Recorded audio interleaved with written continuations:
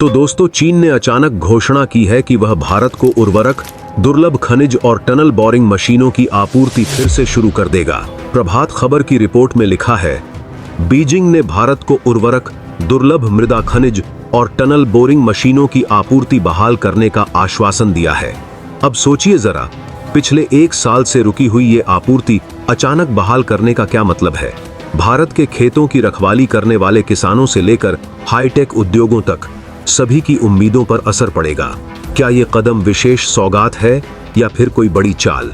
इसमें हैरानी की बात यह है कि ये आपूर्ति पिछले करीब 1 साल से ठंडी रखी गई थी। सरकार के सूत्र बताते हैं कि विदेश मंत्री जयशंकर ने हाल ही में बीजिंग की यात्रा के दौरान यूरिया, एनपीके और डीएपी जैसे उर्वरकों के साथ साथ दुर्लभ खनिजों और सुरंग खोदने वाली मशीनों टीबीएम की कमी का मुद्दा उठाया था।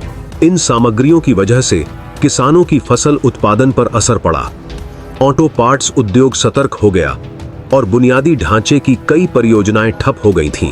सोचिए, 1 साल से हमारे कृषि, ऑटो और इंफ्रास्ट्रक्चर सेक्टर में चल रहे संकट का कारण क्या था?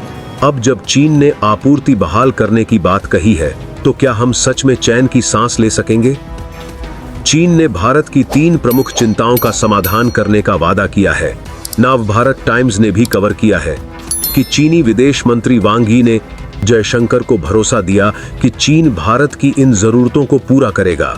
यानी सीधे शब्दों में भारत ने मांगी, चीन बोला देने को तैयार है। लेकिन दोस्त, हमें सिर्फ घोषणा में भरोसा नहीं करना चाहिए। अब सवाल उठता है, क्या यह विश्वास बहाली की पहल है या फिर कोई राजनयिक चाल?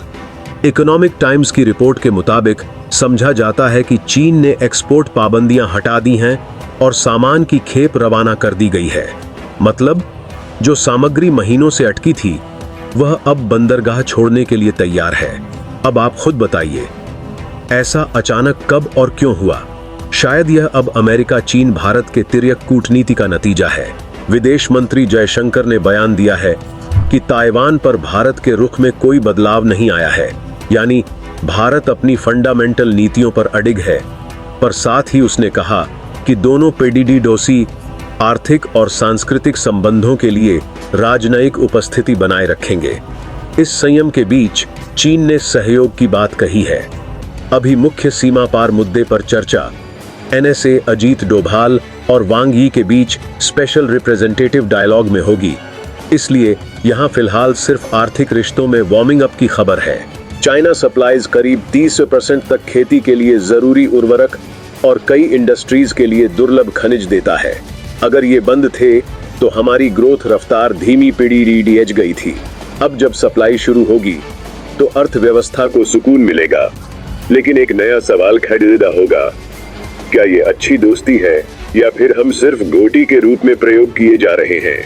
नवभारत टाइम्स की रिपोर्ट पर गौर करें। अमेरिकी राष्ट्रपति डोनाल्ड ट्रंप की टैरिफ धमकी के बीच भारत और चीन एक दूसरे के करीब आ रहे हैं। क्या वाकई अमेरिका की चुनौतियों से बचने के लिए चीन और भारत को साथ आना पड़ रहा है? सोचकर देखिए, क्या गलती से ट्रंप के सलाहकारों ने यह भूल तो नहीं लिया है कि भारत कोई सामान नहीं है जिसे कोई थोक भाव में ले दे कर सके?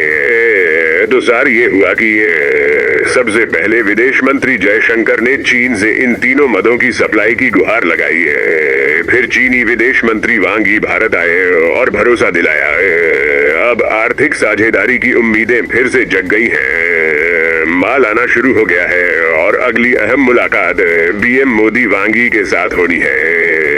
यही नहीं, एनएसए अजित डोभाल अगले हफ्ते सीमा पर स्थिरता पर चर्चा करेंगे ताकि दोनों सेनाएं पीछे हटें। पर ध्यान रहे, ये सब यात्रा की कतरने हैं। पूरा सच तो तभी पता चलेगा जब चीन अपने वादे को निभाएगा।